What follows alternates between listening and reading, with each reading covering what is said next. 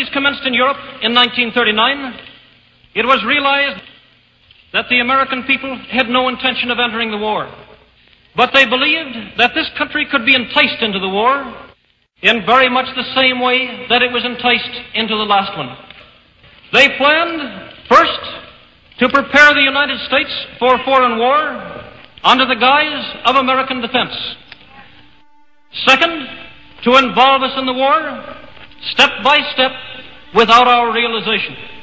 Third, to create a series of incidents which would force us into the actual conflict. These plans were, of course, to be covered and assisted by the full power of their propaganda. Our theaters soon became filled with plays portraying the glory of war.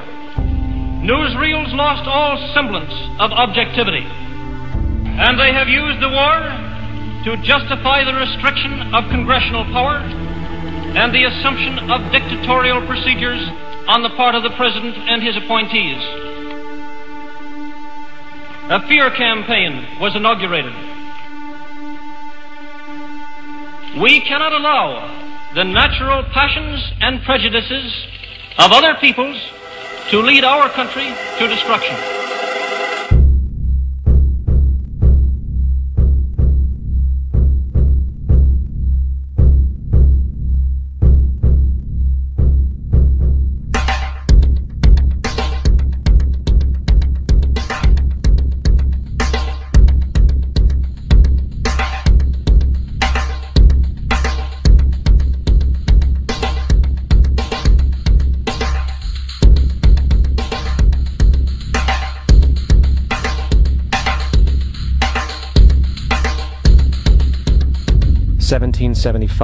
The American Revolutionary War began as the American colonies sought to detach from England and its oppressive monarchy.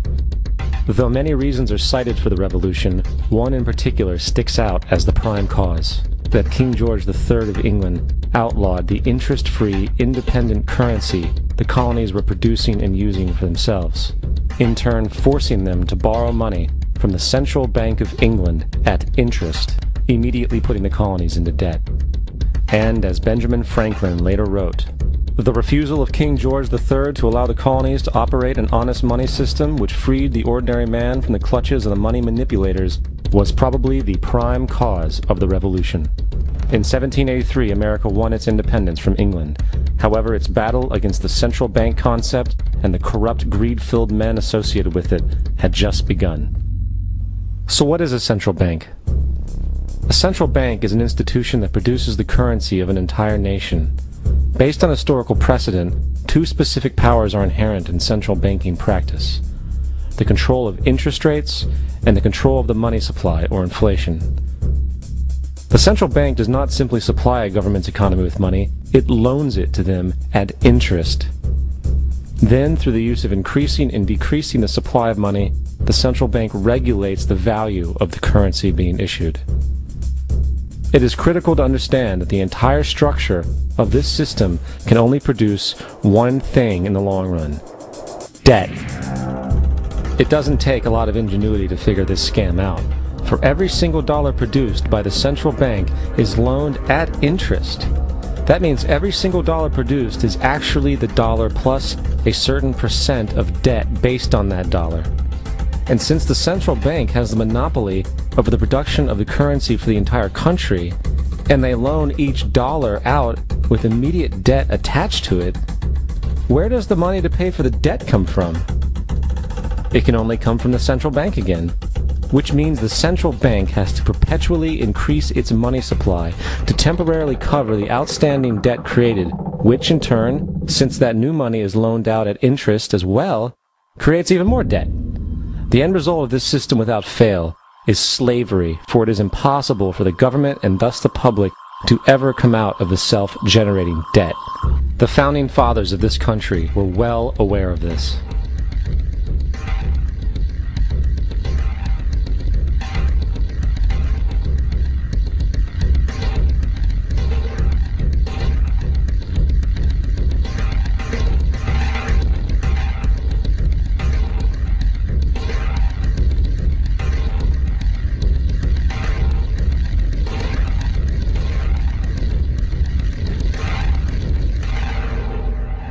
By the early 20th century, the U.S. had already implemented and removed a few central banking systems, which were swindled into place by ruthless banking interests. At this time, the dominant families in the banking and business world were the Rockefellers, the Morgans, the Warburgs, the Rothschilds. And in the early 1900s, they sought to push, once again, legislation to create another central bank. However, they knew the government and public were very weary of such an institution, so they needed to create an incident to affect public opinion. So, J.P. Morgan, publicly considered a financial luminary at the time, exploited his mass influence by publishing rumors that a prominent bank in New York was insolvent or bankrupt. Morgan knew this would cause mass hysteria, which would affect other banks as well. And it did. The public, in fear of losing their deposits, immediately began mass withdrawals. Consequently, the banks were forced to call in their loans, causing the recipients to sell their property, and thus a spiral of bankruptcies, repossessions, and turmoil emerged. Putting the pieces together a few years later, Frederick Allen of Life magazine wrote, "The Morgan interests took advantage to precipitate the panic, guiding it shrewdly as it progressed." Unaware of the fraud, the Panic of 1907 led to a congressional investigation headed by Senator Nelson Aldrich, who had intimate ties to the banking cartels and later became part of the Rockefeller family through marriage. The commission, led by Aldrich, recommended a central bank should be implemented so a panic like 1907 could never happen again. This was the spark the international bankers needed to initiate their plan. In 1910, a secret meeting was held at a J.P. Morgan estate on Jekyll Island off the coast of Georgia. It was there that the central banking bill called the Federal Reserve Act was written. This legislation was written by bankers, not lawmakers. This meeting was so secretive, so concealed from government and public knowledge that the 10 or so figures who attended disguised their names when en route to the island. After this bill was constructed, it was then handed over to their political frontman, Senator Nelson Aldrich, to push through Congress. And in 1913, with heavy political sponsorship by the bankers, Woodrow Wilson became president, having already agreed to sign the Federal Reserve Act in exchange for campaign support. And 2 days before Christmas, when most of Congress was at home with their families, the Federal Reserve Act was voted in, and Wilson in turn made it law. Later, Woodrow Wilson wrote, in regret,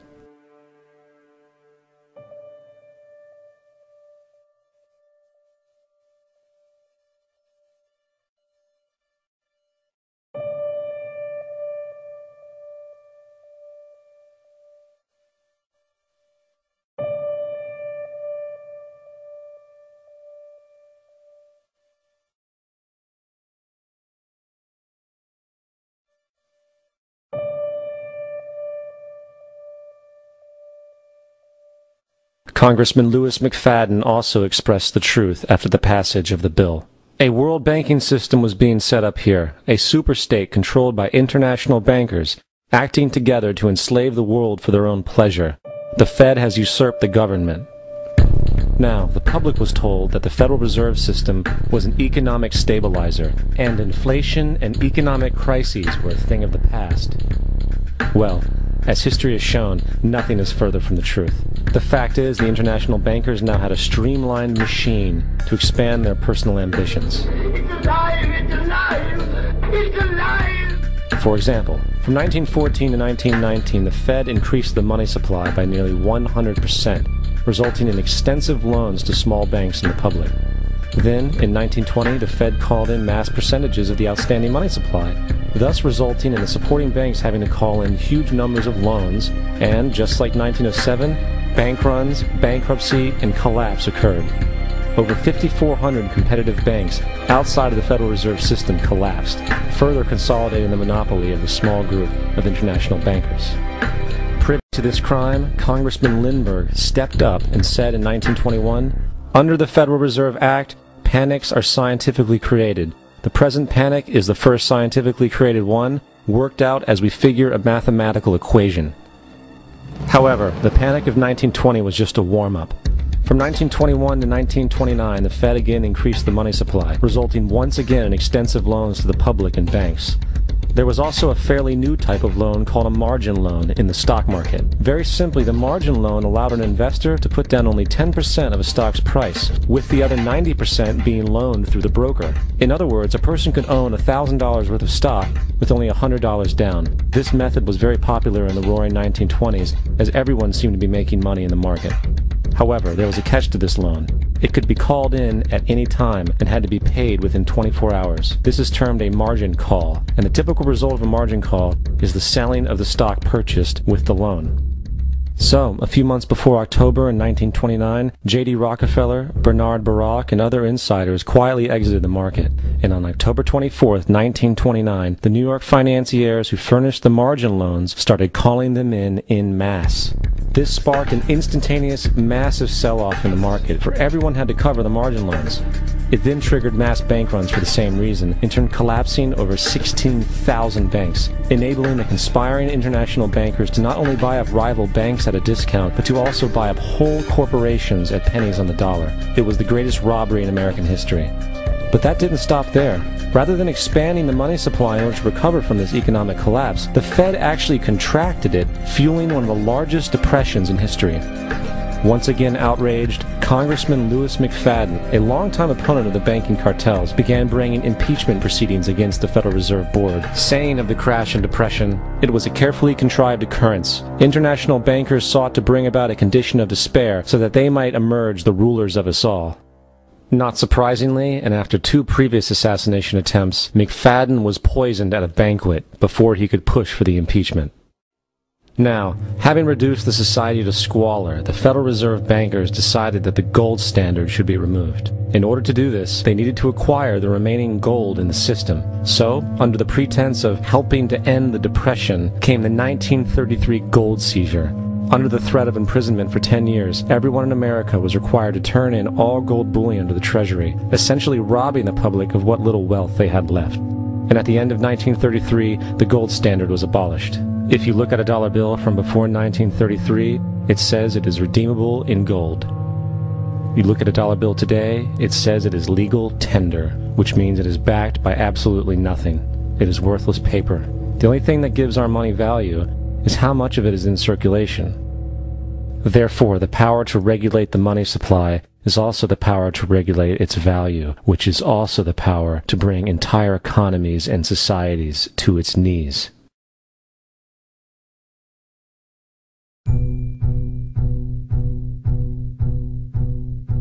It's important to clearly understand, the Federal Reserve is a private corporation. It is about as Federal Express. It makes its own policies and is under virtually no regulation by the U.S. government. It is a private bank that loans all the currency at interest to the government, completely consistent with the fraudulent central banking model that the country sought to escape from when it declared independence in the American Revolutionary War. Now, going back to 1913, the Federal Reserve Act was not the only unconstitutional bill pushed through Congress. They also pushed the federal income tax. It's worthwhile to point out that the American public's ignorance towards the federal income tax is a testament to how dumbed down and oblivious the American population really is. First of all, the federal income tax is completely unconstitutional, as it is a direct, unapportioned tax. All direct taxes have to be apportioned to be legal based on the Constitution. Secondly, the required number of states in order to ratify the amendment to allow the income tax was never met, and this has even been cited in modern court cases.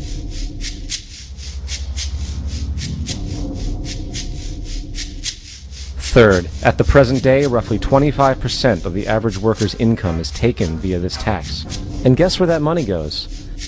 It goes to pay the interest on the currency being produced by the fraudulent Federal Reserve Bank, a system that does not have to exist at all. The money you make working almost 3 months out of the year goes almost literally into the pockets of the international bankers who own the private Federal Reserve Bank. And fourth, even with the fraudulent government claim as to the legality of the income tax, there is literally no statute, no law in existence that requires you to pay this tax, period. I really expected that, of course, there's a law that you can point to in the law book, the code, that requires you to file a tax return. Of course there is. I was at that point where I couldn't find the statute that clearly made a person liable. at least not me and most people I know. And I had no choice in my mind except to resign. Based on the research that I did throughout the year 2000 and that I'm still doing, I have not found that law. I've asked Congress, we've asked a lot of people in the IRS commissioners, helpers. They can't answer, because if they answer, the American people are going to know that this whole thing is a fraud. I haven't filed an federal income tax return since I left. I have not filed a tax return since 1999. The income tax is nothing less than the enslavement of the entire country. Now, the control of the economy and the perpetual robbery of wealth is only one side of the Rubik's Cube the bankers hold in their hands. The next tool for profit and control is war. Since the inception of the Federal Reserve in 1913, a number of large and small wars have commenced. The three most pronounced were World War I, World War II, and Vietnam. World War I. In 1914, European wars broke out centered around England and Germany. The American public wanted nothing to do with the war. In turn, President Woodrow Wilson publicly declared neutrality. However, under the surface, the U.S. administration was looking for any excuse it could find to enter it. In a noted observation by Secretary of State William Jennings, the large banking interests were deeply interested in the World War because of the wide opportunities for large profits. It's important to understand that the most lucrative thing that can happen for the international bankers is war, for it forces the country to borrow even more money from the Federal Reserve Bank at interest. Woodrow Wilson's top advisor and mentor was Colonel Edward House, a man with intimate connections with the international bankers who wanted in the war. In a documented conversation between Colonel House, Wilson's advisor, and Sir Edward Grey, the Foreign Secretary of England, regarding how to get America into the war, Grey inquired, "What will Americans do if Germans sink an ocean liner with American passengers on board?" House responded, "I believe that a flame of indignation would sweep the United States, and that by itself would be sufficient to carry us into war." So, on May 7, 1915, on essentially the suggestion of Sir Edward Grey, a ship called the Lusitania was deliberately sent into German-controlled waters, where German military vessels were known to be. And, as expected, German U-boats torpedoed the ship, exploding stored ammunition, killing 1,200 people. To further understand the deliberate nature of this setup, the German embassy actually put advertisements in the New York Times telling people that if they boarded the Lusitania, they did so at their own risk, as such a ship sailing from America to England through the war zone would be liable to destruction. In turn, and as anticipated, the sinking of the Lusitania caused a wave of anger among the American population, and America entered the war a short time after. The First World War caused 323,000 American deaths. J.D. Rockefeller made $200 million off of it. Not to mention the war cost about $30 billion for America, most of which was borrowed from the Federal Reserve Bank at interest, furthering the profits of the international bankers.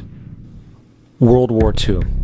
On December 7, 1941, Japan attacked the American fleet at Pearl Harbor, triggering our entry into that war. President Franklin D. Roosevelt declared the attack was a day that will live in infamy. A day of infamy indeed, but not because of the alleged surprise attack on Pearl Harbor. After 60 years of surfacing information, it is clear that not only was the attack on Pearl Harbor known weeks in advance, it was outright wanted and provoked. Roosevelt, whose family had been New York bankers since the 18th century, whose uncle Frederick was on the original Federal Reserve Board, was very sympathetic to the interests of the international bankers, and the interest was to enter the war, as we've seen, nothing is more profitable for international bankers than war. In a journal entry by Roosevelt's Secretary of War Henry Stimson, dated November 25, 1941, he documented a conversation he had with Roosevelt. The question was, how should we maneuver them into firing the first shot? It was desirable to make sure the Japanese be the ones to do this, so that there should remain no doubt as to who were the aggressors. In the months leading up to the attack on Pearl Harbor, Roosevelt had done almost everything in his power to anger the Japanese, showing a posture of aggression. He halted all of Japan's imports of American petroleum. He froze all the Japanese assets in the United States. He made public loans to nationalist China and supplied military aid to the British, both enemies of Japan in the war, which, by the way, is completely in violation of international war rules. And on December 4th, 3 days before the attack, Australian intelligence told Roosevelt about a Japanese task force moving towards Pearl Harbor. Roosevelt ignored it. So, as hoped and allowed, on December 7, 1941, Japan attacked Pearl Harbor, killing 2,400 soldiers. Before Pearl Harbor, 83% of the American public wanted nothing to do with the war. After Pearl Harbor, 1 million men volunteered for the war. It is important to note, Nazi Germany's war effort was largely supported by two organizations, one of which was called IG Farben. IG Farben produced 84% of Germany's explosives, and even the Zyklon B used in the concentration camps to kill millions. One of the unspoken partners of IG Farben was J.D. Rockefeller's Standard Oil Company in America. In fact, the German Air Force could not operate without a special additive patented by Rockefeller's Standard Oil. The drastic bombing of London by Nazi Germany, for example, was made possible by a $20 million sale of fuel to IG Farben by the Rockefeller Standard Oil Company. This is just one small point on the topic of how American business funded both sides of World War II. One other treasonous organization worth mentioning is the Union Banking Corporation of New York City. Not only did it finance numerous aspects of Hitler's rise to power, along with actual materials during the war, it was also a Nazi money laundering bank, which was eventually exposed for having millions of dollars of Nazi money in its vaults. The Union Banking Corporation of New York was eventually seized for violations of the Trading with the Enemy Act. Guess who the director and vice president of the Union Bank was? Prescott Bush, our current president's grandfather, and of course our former president's father. Keep that in mind when considering the moral and political dispositions of the Bush family. Vietnam. The United States' official declaration of war on North Vietnam in 1964 came after an alleged incident involving two U.S. destroyers being attacked by North Vietnamese PT boats in the Gulf of Tonkin. This was known as the Gulf of Tonkin incident. This single situation was the catalytic pretext for massive troop deployment and full-fledged warfare. One problem, however, the attack on the U.S. destroyers by Vietnamese PT boats never happened. It was a completely staged event to have an excuse to enter the war. Former Secretary of Defense Robert McNamara stated years later that the Gulf of Tonkin incident was a mistake, while many other insiders and officers have come forward, relaying that it was a contrived farce, a complete lie. Once in the war, it was business as usual. In October 1966, President Lyndon Johnson lifted trading restrictions on the Soviet bloc, knowing full well that the Soviets were providing upwards of 80% of North Vietnam's war supplies. Consequently, Rockefeller interests financed factories in the Soviet Union, which the Soviets used to manufacture military equipment and send it to North Vietnam. However, the funding of both sides of this conflict was only one side of the coin. In 1985, Vietnam's rules of engagement were declassified. This detailed what American troops were and were not allowed to do in the war. It included absurdities like North Vietnamese anti-aircraft missile systems could not be bombed until they were known to be fully operational. No enemy could be pursued once they crossed the border of Laos or Cambodia.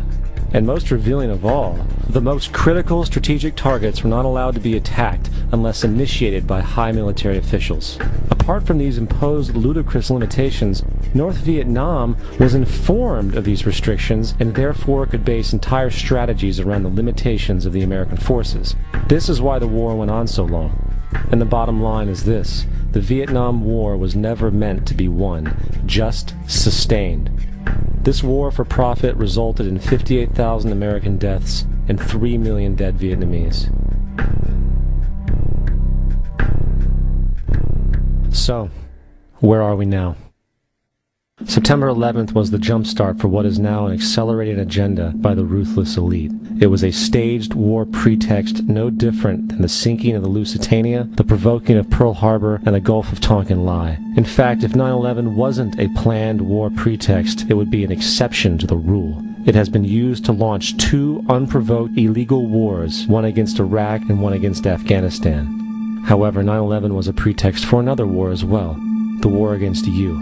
The Patriot Act, Homeland Security, the Military Tribunals Act, and other legislations are all completely and entirely designed to destroy your civil liberties and limit your ability to fight back against what is coming. Currently in the United States, unannounced to most brainwashed Americans, your home can be searched without a warrant, without you being home. You can in turn be arrested with no charges revealed to you, detained indefinitely with no access to a lawyer, and legally tortured, all under the suspicion that you might be a terrorist.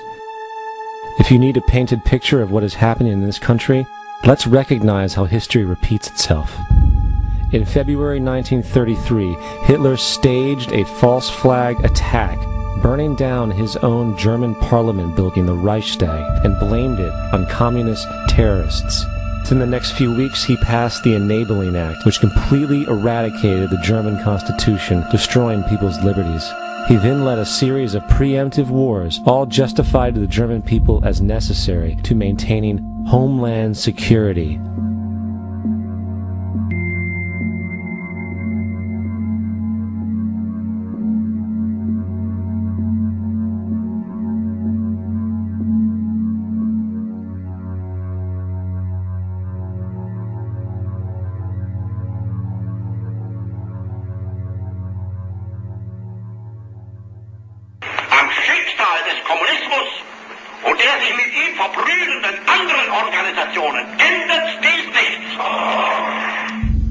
Our enemy is a radical network of terrorists and every government that supports them.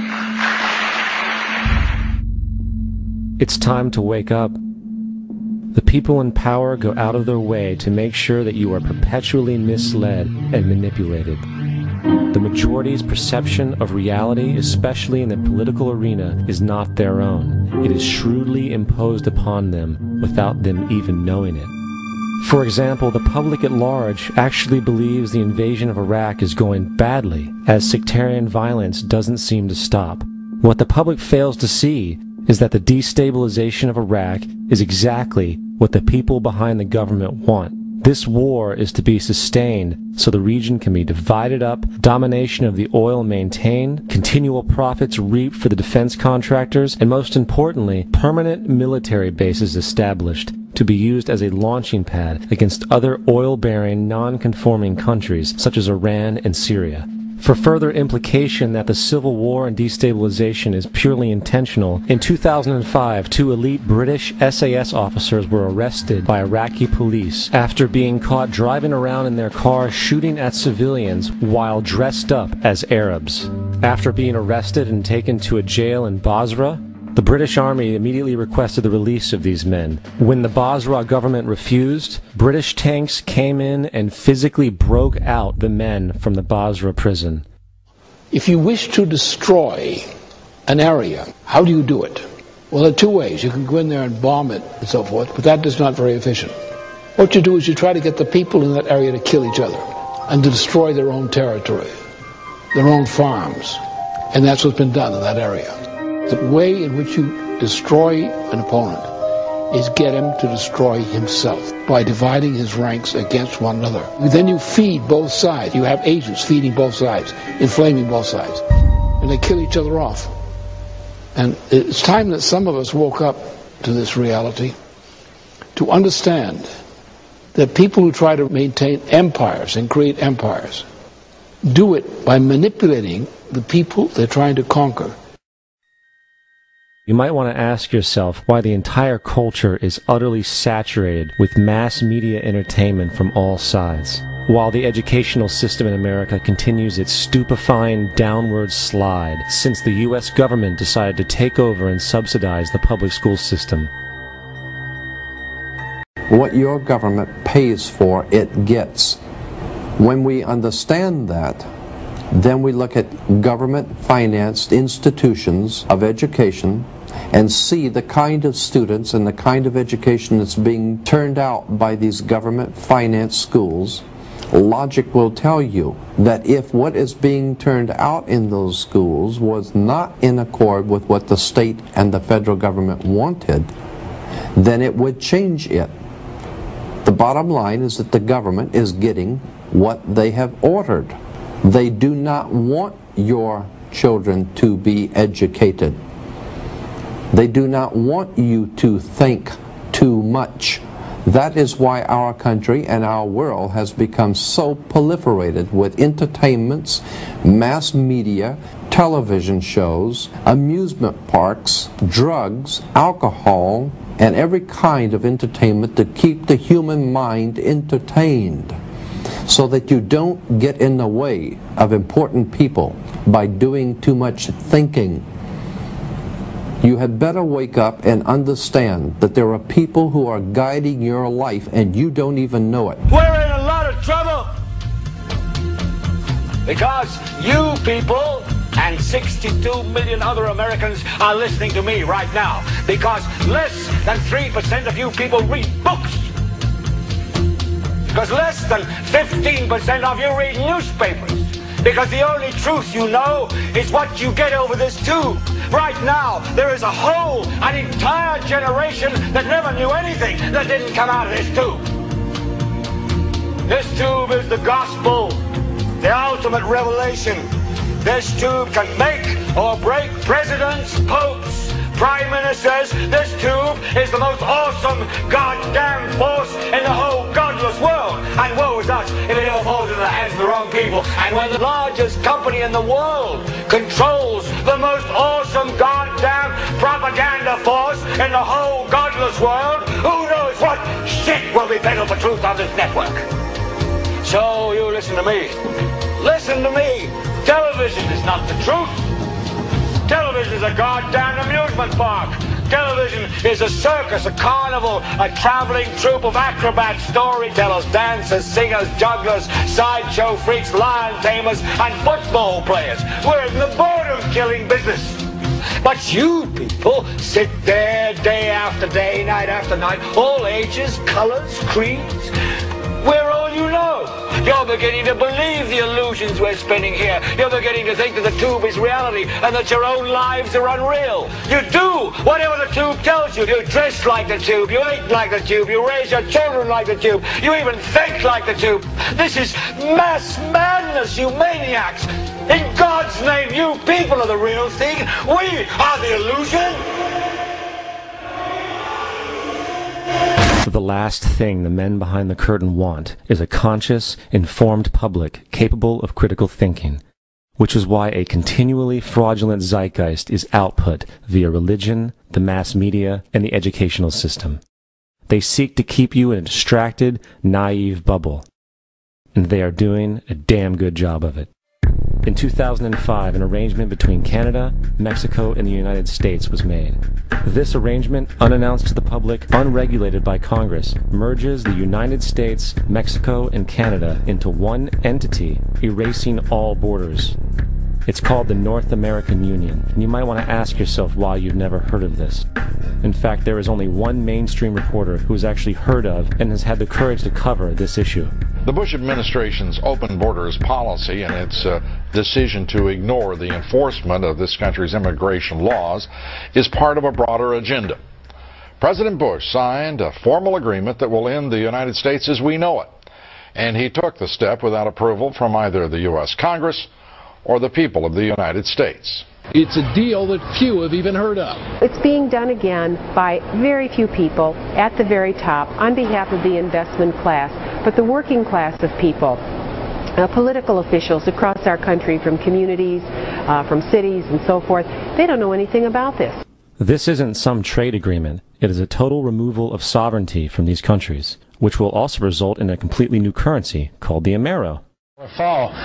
Apart from that, I think one thing people who are dollar-based need to focus on is the Amero. That's the one thing that nobody's talking about, but I think it's going to have a big impact on everybody's life in Canada, the U.S., and Mexico. The Amero is the proposed new currency for the North American community, which is being developed right now between Canada, the U.S., and Mexico to make a borderless community, much like the EU, and the dollar, Canadian dollar, U.S. dollar, and the Mexican peso replaced by the Amero. By default of this agreement, the American Constitution will eventually be obsolete. You would think that a situation like this would be on the cover of every major newspaper. That is until you realize that the people who are behind this movement are the same people behind the mainstream media, and you are not told what you're not supposed to know. The North American Union is the same concept as the European Union, the African Union, and the soon-to-be Asian Union, and the same people are behind all of them. And, when the time is right, the North American Union, the European Union, the African Union, and the Asian Union will be merged together, forming the final stages of a plan these men have been working on for over 60 years. A one-world government.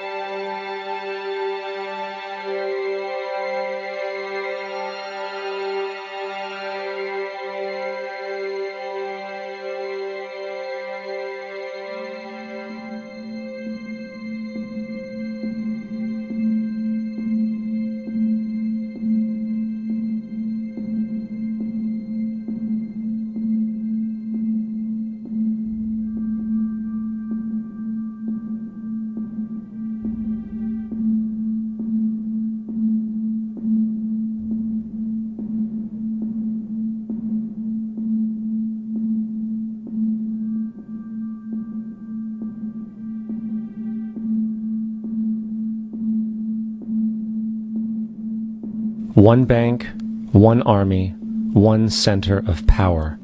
And if we have learned anything from history, it is that power corrupts, and absolute power corrupts absolutely.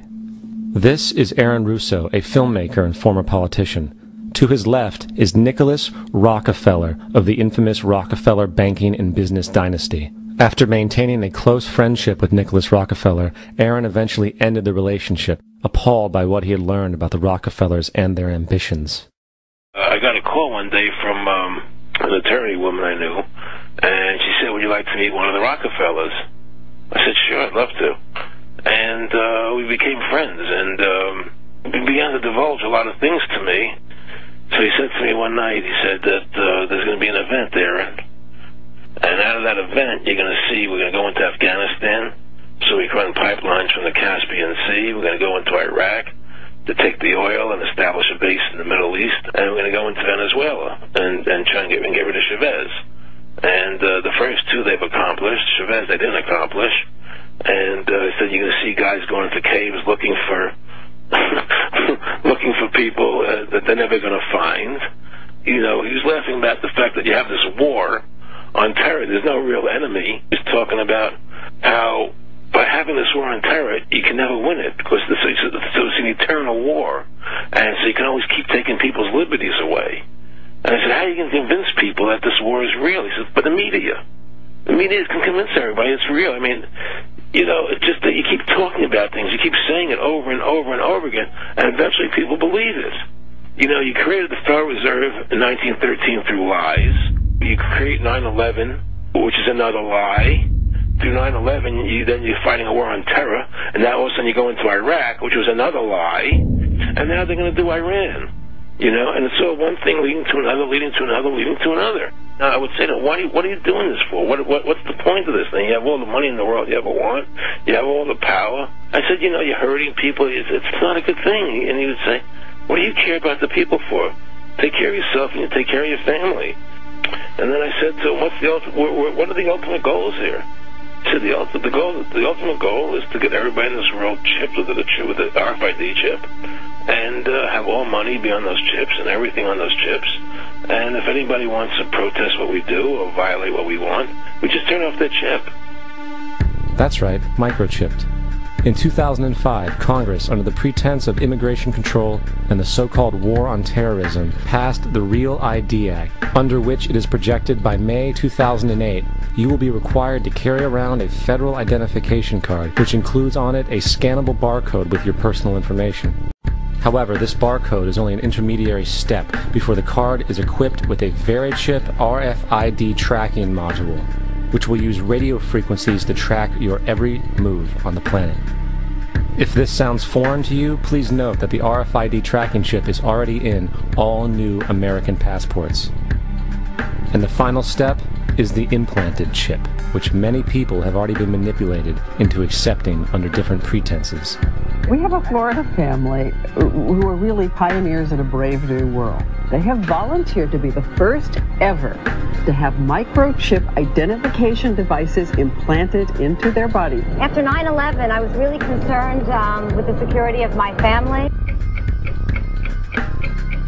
I wouldn't mind having something planted permanently in my arm that would identify me. In the end, everybody will be locked into a monitored control grid where every single action you perform is documented. And if you get out of line, they can just turn off your chip, for at that point in time, every single aspect of society will revolve around interactions with the chips. This is the picture that is painted for the future if you open your eyes to see it. A centralized one-world economy where everyone's moves and everyone's transactions are tracked and monitored, all rights removed. The most incredible aspect of all. These totalitarian elements will not be forced upon the people. The people will demand them.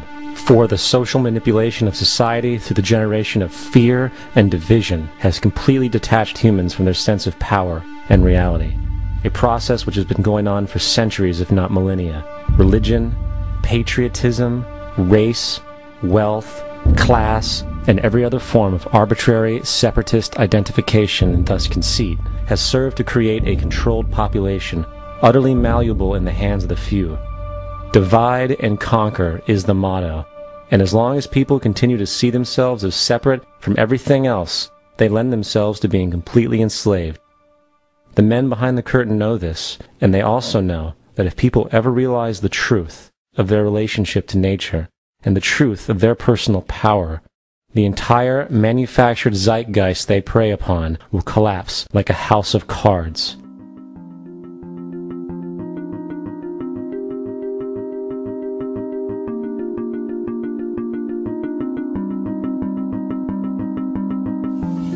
The whole system that we live in drills into us that we're powerless, that we're weak, that our society is evil, that it's crime-ridden, etc., and so forth.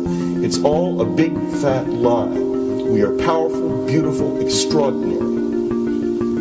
There is no reason why we cannot understand who we truly are, where we are going. There is no reason why the average individual cannot be fully empowered. We are incredibly powerful beings. You know, I think I spent 30 years of my life, in the first 30, trying to become something. I wanted to become good at things. I wanted to become good at tennis. I wanted to become good at school and grades and everything I kind of viewed in that perspective. I'm not okay the way I am, but if I got good at things, you realize that I had the game wrong.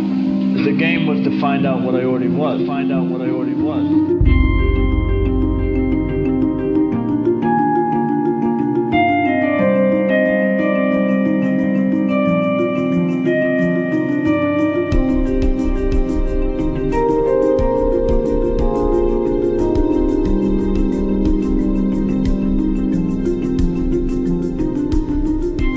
Now, in our culture, we've been trained for individual differences to stand out. So you look at each person, immediately it is brighter, dumber, older, younger, richer, poorer, and we make all these dimensional distinctions, put them in categories and treat them that way. And we get so that we only see others as separate from ourselves in the ways in which they're separate. And one of the dramatic characteristics of experience is being with another person and suddenly seeing the ways in which they are like you, not different from you, and experiencing the fact that which is essence in you and which is essence in me is indeed one. The understanding that there is no other. It is all one. And I wasn't born Richard Alpert, I was just born as a human being, and then I learned this whole business of who I am and whether I'm good or bad or achieving or not. All that's learned along the way.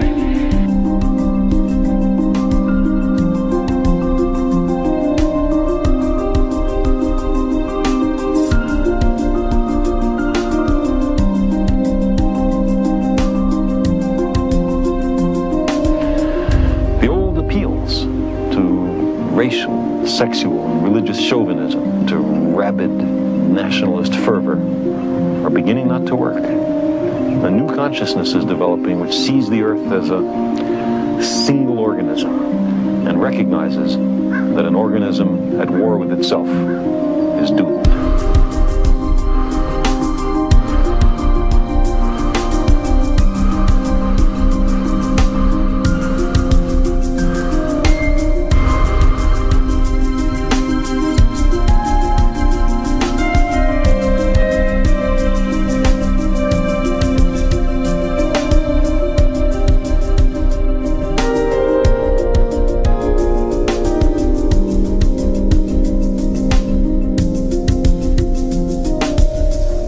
Bill Hicks used to finish his shows with this. Life's like a ride in an amusement park. And when you go on it, you think it's real, because that's how powerful our minds are. And the ride goes up and down and round and round. It has thrills and chills, and it's very brightly colored. And it's very loud, and it's fun for a while. Some have been on the ride for a long time, and they begin to question, is this real, or is this just a ride? And other people have remembered, and they come back to us and they say, hey, don't worry. Don't be afraid ever, because this is just a ride. And we kill those people. Shut him up, I've got a lot invested in this ride. Shut him up! Look at my furrows of worry. Look at my big bank account. My family, this has to be real. It's just a ride. But we will kill those good guys who try and tell us that. You ever notice that? And let the demons run amok? But it doesn't matter, because it's just a ride, and we can change it anytime we want. It's only a choice. No effort, no work, no job, no savings of money. Just a choice right now between fear and love.